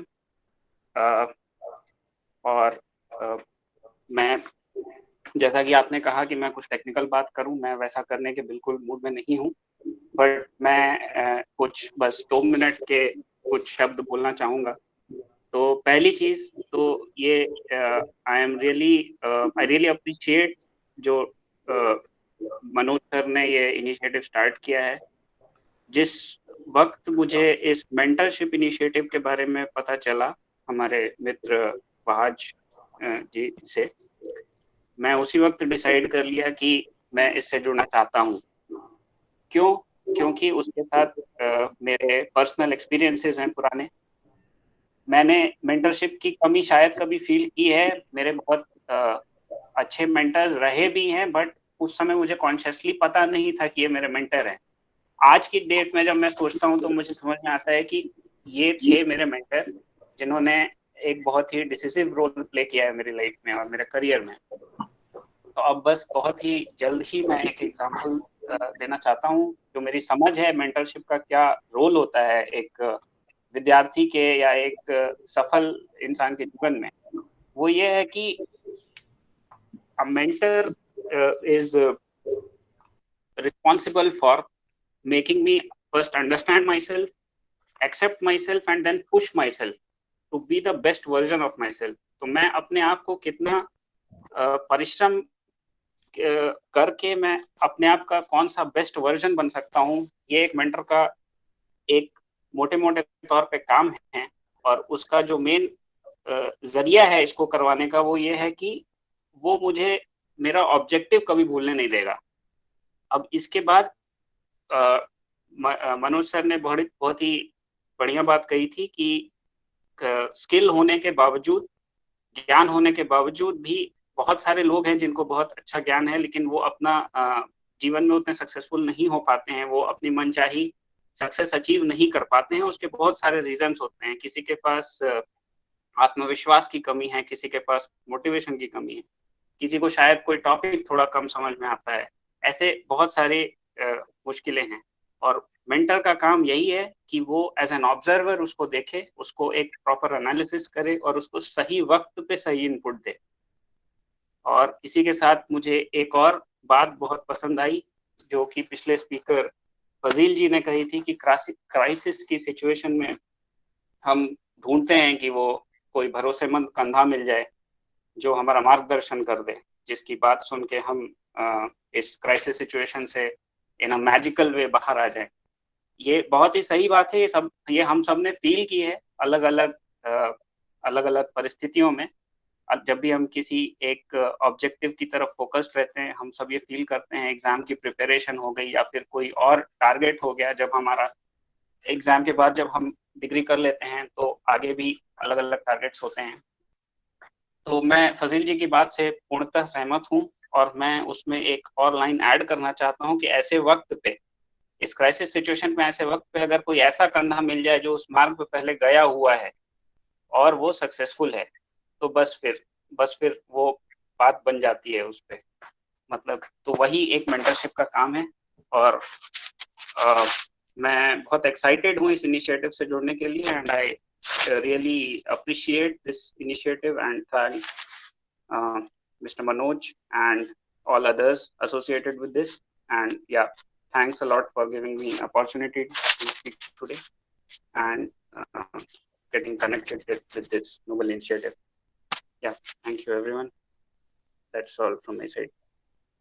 मेरी खुशकिस्मती है कि इस platform का हिस्सा हूँ मैं, और मैंने आपकी बातें सुनी और मनोज जी की और फजील जी की बातें सुनी। और जाहिर सी बात है कि आप सभी लोग अपने अपने क्षेत्रों में बहुत मकाम पे पहुंचे हुए लोग हैं, तो आप लोग जो बातें कर रहे हैं वो बातें बिल्कुल सही हैं। मैं बस छोटी सी कुछ बातें उसमें जोड़ना चाहूँगा, क्योंकि मैं एक साइंटिस्ट हूँ, तो मेरा मानना है कि टेक्निकल एजुकेशन, इंजीनियरिंग, डॉक्टर्स, ये सारी चीज़ें बहुत अहमियत रखती हैं किसी भी देश, किसी भी समाज के उत्थान के लिए। लेकिन जो समाज दूसरों के किए हुए काम को लेकर के उन्हीं कामों को इस्तेमाल करता रहता है, वो समाज कभी लीडर, कभी अगुवाई नहीं कर सकता है। और अगर आपको अगुवाई करनी है, अगर हमारे देश को, हमारे समाज को विश्व की अगुवाई करनी है, तो उसको ओरिजिनल रिसर्च, नई तकनीकें, नई चीज़ें ढूंढनी पड़ेंगी। और वो ढूंढने के लिए ज़रूरी है कि हम जो बच्चे, जो हमारे टेक्निकल एजुकेशन में, साइंस में, टेक्नोलॉजी में जो बच्चे आगे बढ़ रहे हैं, हम उनको इस चीज़ का एहसास दिलाएं कि आपको सिर्फ अमेरिका से, जर्मनी से, जापान से आई हुई टेक्नोलॉजी को इस्तेमाल नहीं करना है, आपको अपने यहाँ टेक्नोलॉजी डेवलप करनी है, आपको अपने नई टेक्नोलॉजी बनानी है। और वो टेक्नोलॉजी बनाने के लिए एक माइंडसेट चाहिए होता है, और वो माइंडसेट होता है नई तलाश करने का, नई खोज करने का। और सबसे खुशी की बात यह है कि जो प्लेटफॉर्म है, ये जो इंस्टीट्यूशन बन रहा है, ये इंस्टीट्यूशन सिर्फ समाज के एक तबके को, समाज के एक हिस्से को लेकर के नहीं है, बल्कि ये पूरे समाज के, जैसा कि मनोज जी ने कहा कि पंक्ति का आखिरी इंसान भी हमारी नज़र में है, जो कि बहुत खुशी की बात है। और वो ज़रूरी है, क्योंकि जब तक पूरे समाज का उत्थान नहीं होगा, तब तक हमारा समाज, हमारा देश आगे नहीं बढ़ पाएगा। तो मैं फिर वापस उस बात पे जाना चाहूँगा कि जब तक कि हम अपने बच्चों में, अपने प्रोफेशनल्स में ये आग, ये जोश नहीं पैदा करेंगे कि उन्हें आगे बढ़ना है और नई चीज़ें तलाश करनी है। ख़ास तौर से इस वक्त जो मेडिकल बायोटेक्नोलॉजी की फील्ड है, जिसमें बहुत ज़्यादा काम हो रहा है। अगर मैं कहूँ कि इंफॉर्मेशन टेक्नोलॉजी के एज के बाद अगर कोई एज है, तो वो है मेडिकल बायोटेक्नोलॉजी का एज। नए डिवाइसेस, आप इस वक्त प्रोस्थेटिक्स में बेइंतहा काम हो रहा है, ख़ास तौर से जहां ऑगमेंटेड प्रोस्थेटिक्स हैं, जहां इंसान एक्सोस्केलेटन की बात से लेकर के और प्रोस्थेटिक्स और ये सारी चीज़ें, जहां इंसानों में जो डिसेबिलिटी होती है उनको पूरा करने के लिए, उनको सपोर्ट करने के लिए प्रोस्थेटिक्स डेवलप किए जाते हैं, और वो बेइंतहा काम हो रहा है उसमें। मेडिकल बायोटेक्नोलॉजी में, मेडिसिन की फील्ड में, जैसे जैसे हमारे पास एंटीबायोटिक रेजिस्टेंस बैक्टीरिया आ रहे हैं, तो जेनेटिक्स हो गया, जीनोमिक्स हो गया, इनकी फील्ड में बेइंतहा काम हो रहे हैं। और ये सारे काम ऐसे हैं कि जो कटिंग एज साइंस जिनको कह सकते हैं, कटिंग एज टेक्नोलॉजी जिसको कह सकते हैं, वो है जहाँ इस वक्त हमें। और सबसे मज़े की बात यह है कि इन सारी फील्ड्स में जो बड़े बड़े नाम हैं, जो रिसर्चर्स हैं, और मैं यहाँ पे हूँ, मैं देखता हूँ, उसमें इंडिया से, भारत से आए हुए लोगों के बेइंतहा इज्जत है। तो हमारे पास जहन है, हमारे पास दिमाग है, हमारे पास लोग हैं जिनमें जोश है काम करने का। कहीं ना कहीं अपॉर्चुनिटीज की कमी है, कहीं ना कहीं हमारे पास वो जमीन है जिसमें बेइंतहा उपजाऊ है, लेकिन हम उसको सींच नहीं पा रहे हैं। मुझे उम्मीद है कि ये ऑर्गेनाइजेशन, ये इंस्टीट्यूट उस जमीन को सींच पाएगा, उसमें जो बीज हैं उनको उगने की, उनको आगे बढ़ने की, उनको परवान चढ़ने की का मौका मुहैया करा पाएगा। और इसी के साथ मैं मेरी बात खत्म करता हूँ। बहुत बहुत शुक्रिया इस प्लेटफॉर्म पे बोलने के लिए, आमंत्रित करने का। Good evening to everybody. तो बाकी सभी महानुभाव यहाँ पे इतने एक्सपीरियंस्ड हैं, and I also belong to the humble background and I have seen all these experiences. तो मैं सबसे पहले तो मनोज कुमार जी को कॉन्ग्रेचुलेशन देगा कि इन्होंने बहुत बड़ा स्टेप उठाया है, क्योंकि गांव के और जो अंडर प्रिविलेज बच्चे हैं वो मेंटली बहुत इंटेलिजेंट हैं, टैलेंटेड हैं, और उनको हजार तरह की परेशानियां। मेंटर की तो जरूरत उनको डोमिसाइल सर्टिफिकेट तक बनाने में पड़ती है, तो उनके पास कोई साधन भी नहीं होते, और वहां पे लोगों को ITI और IIT में फर्क भी नजर नहीं आता। तो माँ बाप भी निराश ही रहते हैं और हर स्टेप पर दिक्कत आएंगी। लेकिन ये बहुत बड़ा सोशल कॉज है, स्पेशली अंडर प्रिविलेज बच्चों के लिए आप जो करेंगे, तो जितना हमारा एक्सपीरियंस होगा और जितनी मैं मदद कर सकूंगा, आई will be fully with you. बाकी जितने एक्सपीरियंस शेयर करो उतने ही कम हैं, और ये यहाँ नहीं, बाहर भी जाते हैं। मेरी बेटी भी अमेरिका में सुपर स्पेशलिस्ट बनी, वो पहली बार गई। मैं 2001 में पहली बार कनाडा गया, तो मुझे डराने वाले ज्यादा थे कि वहां पे क्या है, और मैं वहां पे देख के आया हूँ कि वहां पे हमारे बच्चों के मुकाबले में कुछ भी नहीं है। लेकिन यहाँ पे अपॉर्चुनिटीज नहीं है, और यहाँ पे अपॉर्चुनिटीज हैं वो जानबूझ के भी कर्टेल की जाती हैं। बहुत बड़े इश्यूज हैं जो कि मैं शायद अब तो बोल भी दूं। इवन मैंने जब PhD की और MTech की IIT से, PhD में भी हमारे बॉस ने एक ने कहा कि आपका मोटिव गलत है। अरे यार, PhD करना भी मोटिव गलत है तो ठीक क्या है इस देश में? तो यहाँ के जो अंडर प्रिविलेज्ड बच्चे हैं उनको वहां से निकाल सकें। अगर मैं तो ये समझता हूँ कि अगर मैं पूरी जिंदगी में एक बच्चे को भी डॉक्टर बना सकूं तो मैं अपने जीवन को सफल ही समझता हूँ। तो मनोज कुमार जी ने बहुत अच्छा स्टेप लिया है। बाकी परेशानी तो कोई भी काम कर लो उसमें आएंगी, तो उसके अंदर हमें बच्चे कैसे चूज करने हैं, क्या होगा, वो सब बातों की परवाह न करते हुए we should move forward, and I will be of all help in any sense whatever is required. Thank you Manoj Kumar ji, आपने मुझे इस प्लेटफॉर्म पे बुलाया। So nice of, thank you. हाँ, नमस्कार सबको, गुड इवनिंग। देखिए, सबसे पहले तो मैं ये जो इतना अच्छा इनिशिएटिव लिया है मनोज जी ने, जिसमें सारे इंटेंशंस बहुत अच्छे हैं, उनके लिए उनको बधाई देना चाहता हूं। और इन्होंने इतने युवा प्रतिभाओं को अपने साथ जोड़ने की कोशिश की है, जिनको मैं अभी सुन रहा था, और मैं बहुत ही प्रसन्न हुआ उन लोगों के विचार, उनके एक्सपीरियंस, उनके आइडिया। एक चीज तो स्पष्ट है हमारे इस आज के वेबिनार से कि इस जो प्रोजेक्ट जो शुरू किया है, जिसका बेबी स्टेप हम ले रहे हैं, वो अपने आप में अति उत्तम है। और इसके साथ जिन लोगों को जोड़ने की कोशिश कर रहे हैं वो खुद भी बहुत मोटिवेटेड हैं और वो अच्छा कंट्रीब्यूट कर सकते हैं, और मुझे विश्वास है कि करेंगे। अब मैं दूसरी कुछ चीजों पे आना चाहता हूँ कि देखिए, हम वेबसाइट अपने लॉन्च कर देंगे, ये सब चीजें डिस्कशन आपस में हम कर रहे हैं, ये बहुत अच्छी बात है। लेकिन क्योंकि अभी नीट 21 जो है वो बहुत नजदीक आ गया है, मैंने सुना है कि 1 अगस्त से को एग्जाम है, तो करीब हमारे पास 4 महीने बचे हैं।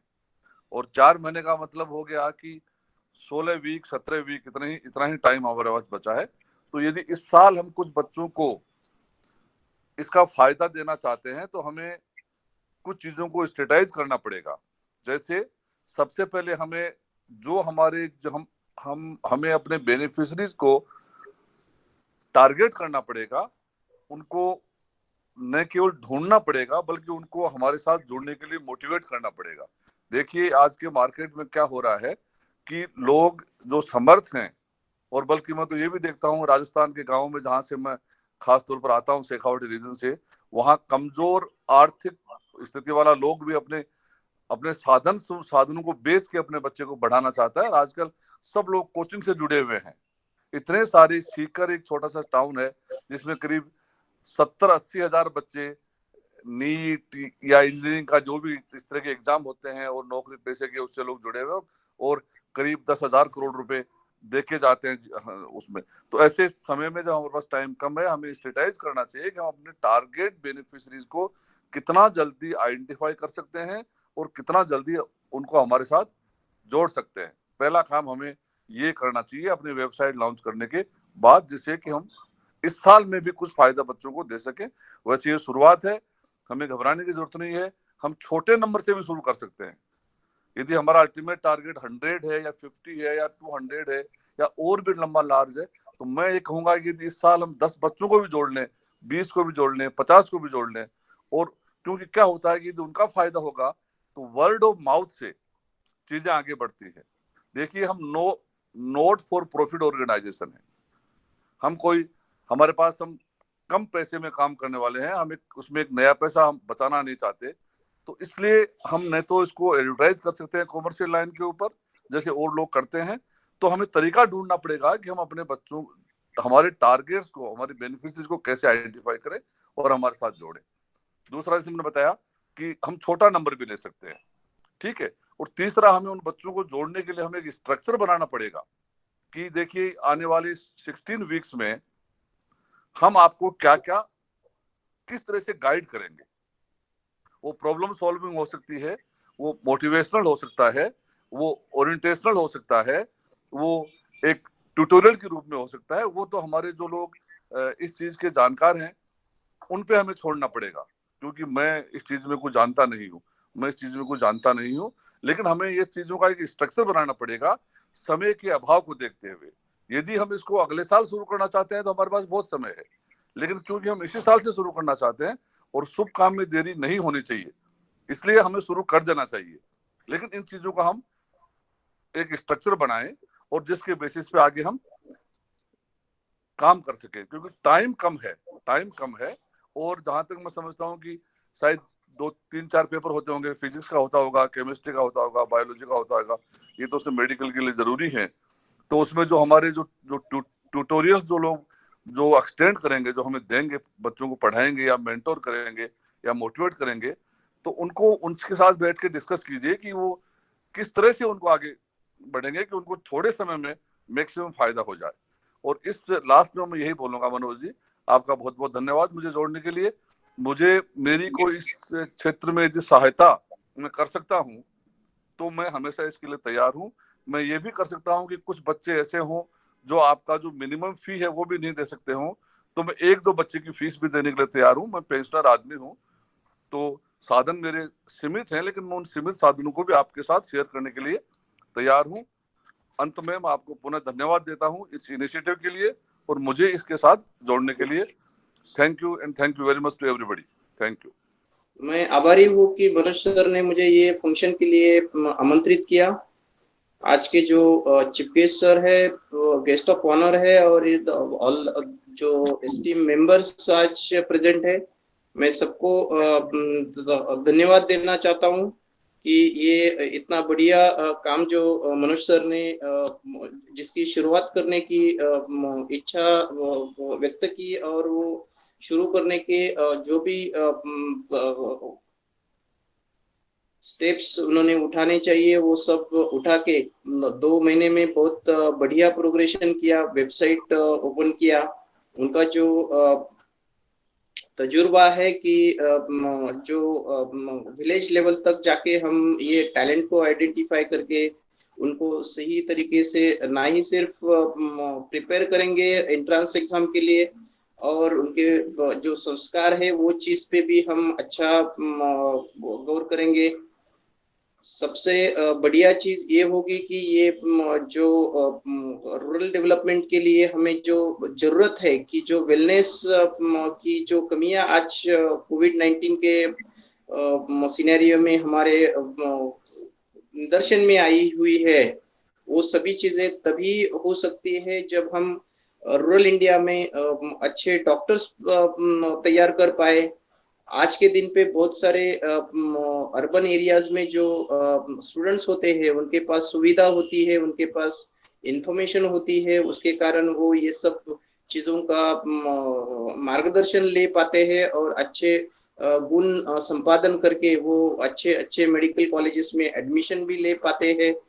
ये चीज सही है कि बहुत बार ऐसा होता है कि जो इंफॉर्मेशन रूरल और ट्राइबल एरियाज में पहुंचना चाहिए, जो प्राथमिक या हाई स्कूल शिक्षक जो रहते हैं उनके पास तक पहुंचती नहीं है। हम यदि उनके पास तक पहुंचा पाए और उनका जो नेटवर्क है उसका सही इस्तेमाल कर पाए, तो मुझे पूरा कॉन्फिडेंस है कि ये चीज हम बहुत ही बढ़िया तरीके से एक्सपांड कर पाएंगे। जो शिक्षकगण रहेंगे वो ना ही सिर्फ दिल्ली से, लेकिन हर एक स्टेट से, हर एक डिस्ट्रिक्ट से, हर एक तहसील से और हर एक विलेज से जो भी जरूरत पड़ेगी वो अपने साथ जुड़ जाएंगे। बहुत सारे शिक्षकगण ऐसा ही सोच पाएंगे कि हम क्यों ना ये काम वॉलंटियर के तौर पे कर पाए, ये भी पॉसिबल होगा। हम यहाँ तक कोशिश करेंगे कि जो students poor family socio economic background से होंगे तो उनके लिए कुछ हम स्कॉलरशिप का इंतजाम कर पाए, उनका पूरा पढ़ाई का खर्चे के लिए कुछ हम उनको हेल्प कर पाए, उनके खाने पीने का, रहने का ये भी इंतजाम कर पाए, और आगे जाके उनको अच्छा डॉक्टर बनने के लिए हम पूरी सहायता करें। ये हमारा प्रयत्न रहना चाहिए। और मनोज सर जो भी काम आपने शुरुआत किया है उसके लिए मैं पर्सनल कैपेसिटी में जो भी मेरे से सहायता होगा और जो भी नेटवर्क डेवलप करने में और जो भी चीजें स्ट्रीमलाइन करने में जो भी सहायता की जरूरत पड़ेगी, मैं मेरा पूरा 200% कंट्रीब्यूशन उसमें करूंगा। और आप निश्चिंत रहिएगा, ये बहुत बढ़िया काम आपने शुरू किया है। आपका जो नेटवर्क है पूरा मिनिस्ट्री से और IIT, IISc और बहुत सारे संस्थाओं से, ये सबको साथ लेके उनका अच्छा सा मार्गदर्शन लेके ये चीज हम बहुत बढ़िया माइलस्टोन अचीव करने के लिए एस्टेब्लिश कर पाएंगे। और ये जो हमारा इनिशिएटिव रहेगा ना ही सिर्फ मेडिकल के लिए, ना ही सिर्फ नीट के लिए, लेकिन अलग भी डिसिप्लिन में हम काम कर पाएंगे तो ज्यादा बेहतर रहेगा। हम पूरी कोशिश करेंगे कि जितना जल्द से जल्द हो पाए ज्यादा से ज्यादा छात्रों को उसका लाभ मिले। ये जो भी काम हम करेंगे उसके लिए ना ही कुछ टाइम का पाबंदी रहेगा, ना ही कुछ हॉलिडे का पाबंदी रहेगा। हम पूरी कोशिश करेंगे कि हम अपना अच्छा कंट्रीब्यूशन करके आपका जो सपना है उसको साकार करने में पूरी सहायता करेंगे। ये सब चीजों मेरे दिमाग में बहुत सारी चीजें जो मुझे बोलना चाहिए था वो प्रीवियस स्पीकर्स ने ऑलरेडी मेंशन किया है, तो मैं वापस उसको दोहराना नहीं चाहता हूँ। लेकिन हम अच्छा सा एक प्लेटफॉर्म एस्टेब्लिश करेंगे जिसके कारण बहुत सारे अच्छे लोगों को सहायता होगी। और ये इसके साथ मैं अपने 2 शब्द समाप्त करना चाहता हूँ और आपको और सभी पार्टिसिपेंट को इसकी बधाई देना चाहता हूँ। मनोज सर, आपको भी बहुत बहुत धन्यवाद ये चीज आपने शुरू करने के लिए। नमस्ते। मैं सबसे पहले मनोज जी और सरिता जी और इस मंच से जुड़े हुए तमाम लोगों का शुक्रिया अदा करता हूँ कि उन्होंने मुझे ये मौका दिया कि मैं आप लोगों के सामने बैठकर कुछ बातें कह सकूं और कुछ सुनूं। मुझे ये बात एक देहात में पैदा होने वाले बच्चे की तरह से याद आती है। मैं देहात में पैदा हुआ और देहात में मार्गदर्शन नाम की कोई चीज बहुत कम नजर आती है। लोग हौसला बढ़ाते नहीं हैं, हौसला कम करते हैं। लेकिन जिन बच्चों ने ये दृढ़ संकल्प कर रखा है कि हमें ये काम करना है, वो बहरहाल कर ले जाते हैं। मेरा भी अपना जीवन कुछ इसी तरह का है कि मैंने बचपन ही में हाई स्कूल पास करने के बाद ही ठान लिया था कि मैं पीएचडी करूंगा और यूनिवर्सिटी का प्रोफेसर बनूंगा। और तमाम मुसीबतों के बाद, परेशानियों के बाद भी कोई न कोई एक मेंटर, मुझे खुशी होती है कि आज आप एक मेंटर ऑर्गेनाइजेशन बना रहे हैं। कोई न कोई आदमी सामने आ जाता था जो मेरा रास्ता मार्गदर्शन करने के लिए तैयार हो जाता था। किसी तरह से मैंने इलाहाबाद यूनिवर्सिटी से पीएचडी किया, आईएएस एलाइड सर्विसेज के साथ भी जुड़ा रहा 10-12 साल। फिर मैं जवाहरलाल नेहरू विश्वविद्यालय में आ गया। मुझे बेहद खुशी हुई कि आप लोगों ने ये प्रोग्राम शुरू किया है। जाहिर है कि मैं लिटरेचर का आदमी हूँ, मैं तो खाली आप लोगों की बात सुन के, कभी कभी जब आप लोग पढ़ते पढ़ते थक जाएंगे तो अगर जरूरत हुई तो मैं आके कुछ यानी लिटरेचर की बात आपसे कर लूंगा, तो शायद हमारे बच्चों को हौसला मिल जाए। इसके अलावा भी मैं आपसे ये वादा करता हूँ कि आप बिल्कुल बड़े हौसले के साथ आगे बढ़ें। ये बिल्कुल कंफर्म और परफेक्ट बात है कि जब आपका हौसला मजबूत रहेगा तो आप काम बड़े आसानी से कर ले जाएंगे। मनोज जी, आप वाकई धन्यवाद के लायक हैं और इस संस्था से जुड़े हुए तमाम लोग धन्यवाद के लायक हैं। मैं जिस लायक भी हूँ, जब तक जिंदा हूँ, मैं आपके इस मंच के लिए अपने आप को समर्पित करता हूँ। जब चाहें आप जिस लायक मुझको समझें, मुझे आप बुला लेंगे, मैं आ जाऊंगा। मैं पूरी तरह से आपके इस संगठन के साथ हूँ और उम्मीद करता हूँ कि मेरे जो दोस्त अहबाब हैं, जब कभी कोई ऐसा मौका लगा तो मैं उनसे भी ये कहूँगा कि आप मनोज जी की और मनोज जी और वहाज मियाँ की इन कोशिशों में साथ दें। और ये एक अच्छा काम है इस दुनिया में जहां आप जात, धर्म और दूसरे किस्म के कॉन्सिडरेशंस के साथ लोग काम कर रहे हैं। आप उठे हैं इंसानियत को ऊपर उठाने के लिए, इंसान को जगाने के लिए, इंसान को इंसान बनाने के लिए।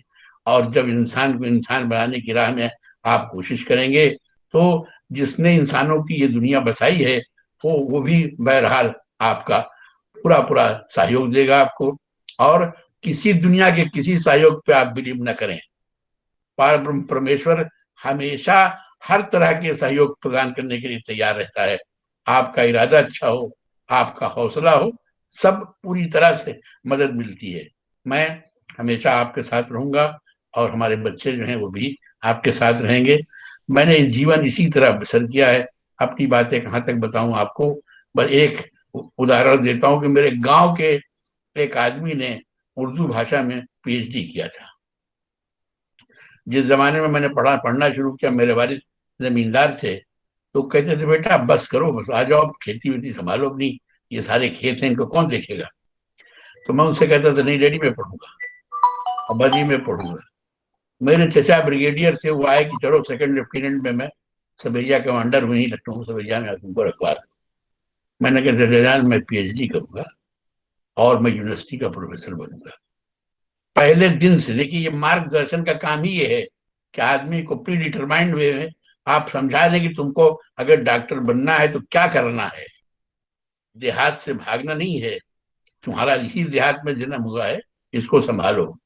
और मैं आपसे यकीन के साथ कहता हूं कि जब आप इस नियत के साथ इन बच्चों को ले आएंगे तो हमारे देहात जो असल में भारतवर्ष की जान है, भारतवर्ष देहातों का देश है, और हमारे देहातों में अगर ये सब सुविधा पहुंच जाएगी तो हम दुनिया को लीड करने के लिए आज भी सक्षम हैं और आइंदा और सक्षम होंगे। मैं इन शब्दों के साथ आप लोगों का शुक्रिया अदा करता हूं कि आपने मुझे अपने साथ जोड़ रखा है। बहुत बहुत शुक्रिया, बड़ी मोहब्बत।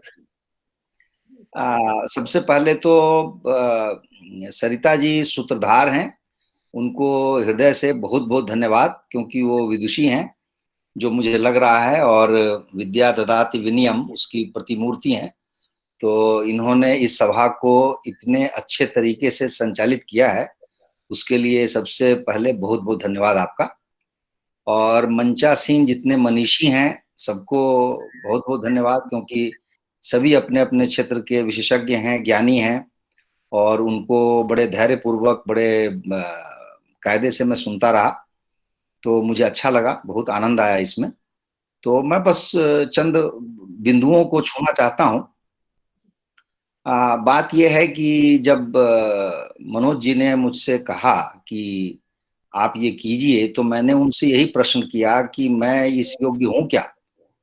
तो थोड़ी देर तक हमारी बातचीत हुई, फिर उन्होंने शायद उन्होंने अपने आप को तैयार किया हुआ था, तो उन्होंने उनका स्वर ये था कि भाई आपकी योग्यता मैं तय करूंगा, आप कैसे तय करेंगे।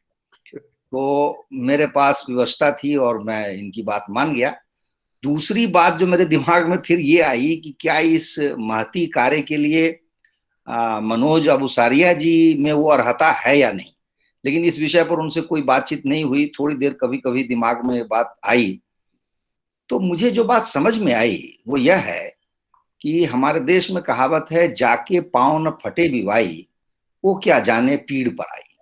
जी बिल्कुल। तो इनका जो उद्देश्य था और जो इनका व्यक्तित्व है, जो इनका जीवन है, और इतना संघर्षमय जीवन है कि संभवतः यहाँ जितने लोग बैठे हैं वो भी हृदय से शायद उसको नहीं समझ पाएंगे, क्योंकि हम वो नहीं जी रहे हैं जो वो जीते आ रहे हैं। तो यही एक पहलू था जो मुझे मर्मस्पर्श मतलब मेरे दिल को छू गया है, और मुझे लगा कि नहीं, इसमें जो उनका उद्देश्य है वो पावन तो है ही, और उनमें वो पर्याप्त योग्यता है और अर्हता है कि वो कर लेंगे।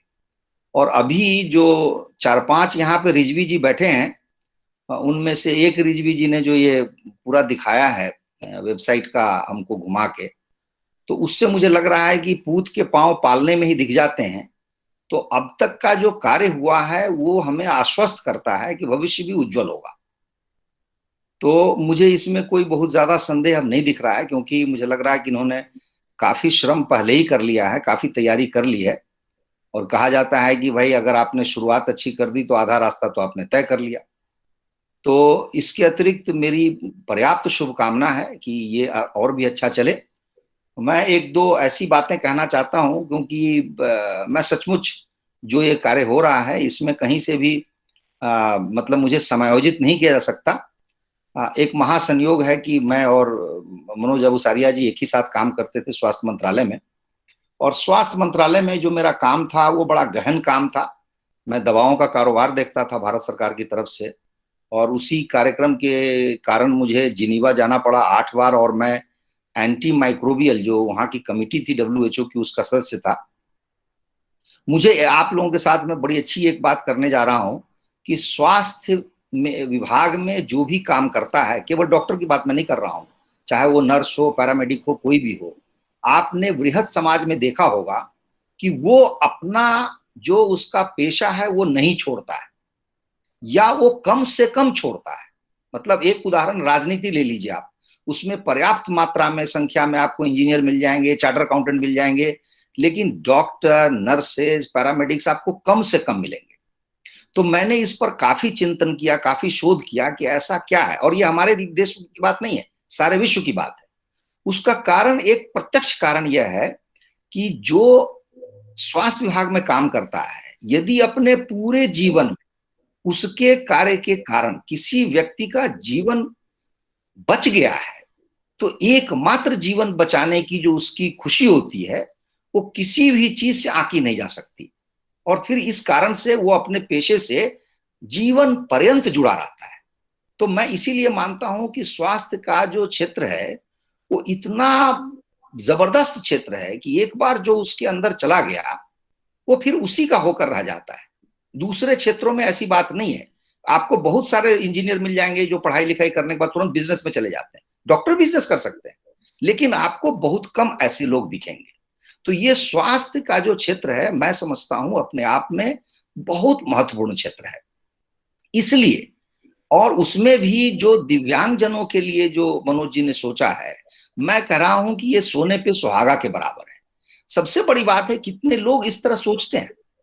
ये सोच की जो अपने आप में मौलिकता है, मैं उसके सामने नतमस्तक हूं। क्योंकि एक तो आप गांव देहात, दूसरे गरीब, उसमें भी जो सबसे अधिक पीड़ित बच्चा है, जो अन्यथा अपने आप को इस योग्य मानता ही नहीं है कि वो सामान्य है, आप उसको सामान्य बनाते हैं और आप उसको ऊंचाई पर ले जाने का सपना देखते हैं। मैं समझता हूं इससे बड़ा काम क्या हो सकता है समाज के लिए। तो मैं इसके लिए आपको अभिनंदन के योग्य मानता हूं। और सचमुच आपने बहुत बड़ा, मैं मानता हूँ, महती कार्य है, महान कार्य है, और इसमें आपको बहुत अधिक सहयोग की आवश्यकता भी पड़ेगी। और मैं किस योग्य हूँ मुझे नहीं पता, लेकिन जैसे अन्य लोगों ने आपको आश्वस्त किया है सहायता या सहयोग की, उसी तरह से मैं भी अपनी ओर से चाहूंगा कि यथाशक्ति यथावक्ति मैं जरूर कुछ न कुछ करूंगा। एक ही बात अंत में मैं और कहना चाह रहा हूं कि जिन बच्चों के लिए ये कार्यक्रम आप कर रहे हैं उनके लिए अंग्रेजी बहुत दूर की कौड़ी है, तो अपनी भाषा पे आप अवश्य ध्यान दीजिए, नहीं तो उनके साथ अन्याय होगा। मैं 2 उदाहरण जानता हूं, एम्स की बिल्डिंग में 2 साधारण परिवार के बच्चे अंग्रेजी न जानने के कारण लटक के आत्महत्या उन्होंने कर ली। देखिए, जो मैं कह रहा हूं ये बहुत कठोर सत्य है। एक बच्चा त्रिभुज जानता है, उसको आप ट्रायंगल कहेंगे कितनी बार, वो समझेगा नहीं समझेगा। दुर्भाग्य हमारे देश का ये है कि डॉक्टर जीवन भर इस देश की भाषा में मरीजों से बात करते हैं, लेकिन कितना बड़ा उनका दुर्भाग्य है कि वो अंग्रेजी में पढ़ते हैं। हमारे सारे शरीर के अंग हमारे देश में हम अपनी भाषाओं में बोलते आए हैं, लेकिन वो रक्त, अस्थि, मज्जा हम नहीं जानते, हमको नए शब्द सीखने पड़ते हैं। कितना बड़ा अन्याय है। तो मैं मानता हूं कि ये जो आप मनोज बुसारिया जी, चूंकि आप खुद ही, मैं उनकी प्रशंसा क्या करूं इस मंच पर, लेकिन ये भाषा के इतने बड़े विद्वान हैं और इतनी सधी हुई भाषा है कि कभी भी अगर आप इनका एक पैराग्राफ भी लिखा देख लेंगे तो आपका मन मस्त हो जाएगा। तो मैं समझ रहा हूं कि बड़े ही योग्य व्यक्ति हैं इस काम को करने के लिए। और आपको मैं जानकारी दूं कि मेरी जो पीएचडी है अर्थशास्त्र में, मैंने उसमें शिक्षा विषय रखा था, तो शिक्षा से मैं जुड़ा हुआ हूं। तो उस हिसाब से अभी मैंने कम से कम 4 या 5 भाषण मेरे हुए हैं नई शिक्षा नीति पर। नई शिक्षा नीति पहली बार भारतीय भाषाओं पे बहुत ज्यादा बल दे रही है। तो इस हिसाब से भी, और ये पहला वर्ष है 2021 का जब मेडिकल और आईआईटी तक की पढ़ाई अब अपनी अपनी भाषा में होने जा रही है, उसकी व्यवस्था कर ली गई है। तो मैं आपको ये शुभ समाचार दे रहा हूं, और आपसे मेरा विनम्र निवेदन होगा कि जो बच्चा जिस समाज से जैसे आया है उसको उस भाषा में उस विचार को समझने दीजिए। और यदि अंग्रेजी सीखना चाहे तो सीख सकता है। महदी जी की एक बात मुझे बड़ी छू गई है, बड़ी अच्छी लगी है। उन्होंने कहा, वो हल्के में वो बोल रहे थे लेकिन बहुत ही गंभीर बात थी। हम अपने देश में किसी भी तकनीकी शिक्षा को मानते हैं कि वो यंत्रवत व्यक्ति है, लेकिन वो यंत्रवत हमको नहीं रहने देना है, क्योंकि आपका उद्देश्य जिस संस्कार, जिस योग की बात आप करते हैं, उसके लिए आवश्यक है कि वो साहित्य पढ़े। बिना साहित्य पढ़े वो मनुष्य नहीं बन सकता, सभ्य नहीं बन सकता, संस्कृत नहीं बन सकता। इसलिए मैं मानता हूं, और साहित्य वही पढ़ेगा जो अपनी भाषा से जुड़ा होगा। निज भाषा उन्नति है, सब उन्नति को मूल। मैं अर्थशास्त्र का विद्यार्थी हूं, मैं जानता हूं कि हम शीर्षासन करके रह जाएं 500 साल बाद भी इस देश में अंग्रेजी नहीं चलेगी। आज भी नहीं चलती है। आप ग्वालियर के गांव में जाइए, कितने बड़े डॉक्टर हैं, क्या फर्क पड़ता है आपको? आपको वही भाषा बोलनी पड़ेगी। तो ये मेरा विचार है। इस विचार पर आप लोग मंथन करें, विचार करें और ज्यादा। और इस दिशा में भी अगर कोई मेरे लायक कोई काम हो तो मैं सहर्ष उपलब्ध हूं। और अंत में मैं सभी मनीषियों को, संस्थापक मनोज बुसारिया जी को, एक बार और सरिता जी को, जिनकी वाणी सुनते रहे हम आनंदित होते रहे, और इसलिए मैं सबको धन्यवाद करता हूं और आपको शुभकामना देता हूं। धन्यवाद। बहुत बहुत आभार आदरणीय। और पता चल रहा था कि आप साहित्य से जुड़े हुए हैं। जो मुहावरों के, लोकोक्तियों के माध्यम से आपने बात कही, तो मैं भी 2 पंक्तियां कह देती हूँ। रहीमन हीरा कब कहे लाख टका मेरा मोल। आपने जो कहा था कि मनोज जी से मैंने कहा कि मैं इस योग्य हूँ या नहीं, तो मनोज जी ने जितने नायाब कोहिनूर इस महफिल में सजाए हैं, उनको तो मैं ये कहती हूँ कि अगर उनके विषय में बात कहनी शुरू करें तो पूरी रात गुजर जाएगी। और ये हमारा सौभाग्य है कि हमने आपको सुना। और आपकी बात से सर मैं पूरी तरह सहमत हूँ कि जब तक हम अपनी मातृभाषा को रोजगार से नहीं जोड़ेंगे, तब तक बच्चे इसी तरह आत्महत्या करते रहेंगे या प्रतिभाएं बीच में रुकती रहेंगी। आदरणीय एसके बुडानिया जी को आमंत्रित करती हूँ, वो आए और आभार अभिव्यक्त करें इस सुंदर वेबिनार के आयोजन के लिए। जितने भी हमारे यहाँ स्पीकर्स उपस्थित हुए हैं, अपना उन्होंने कीमती समय दिया है और साथ ही साथ हमारा हौसला भी बढ़ाया है। मैं फिर इस बात को दोबारा कहती हूँ कि उड़ान पंखों से नहीं हौसलों से होती है। हौसले मजबूत हैं तो मंजिल तक निश्चित रूप से ऊंचे नील गगन तक हम छू ही लेंगे। आदरणीय एस.के. बुडानिया जी को सादर आमंत्रित करती हूँ, वो आए और सभी का आभार अभिव्यक्त करें। सभी को नमस्कार, सलाम, गुड इवनिंग। मानवता की सेवा की तरफ हम सब ने एक कदम और बढ़ा दिया है। आज हमारी वेबसाइट का लोकार्पण हुआ है। माननीय चीफ गेस्ट, माननीय गेस्ट ऑफ ऑनर, सभी को बहुत बहुत बधाई एवं शुभकामनाएं।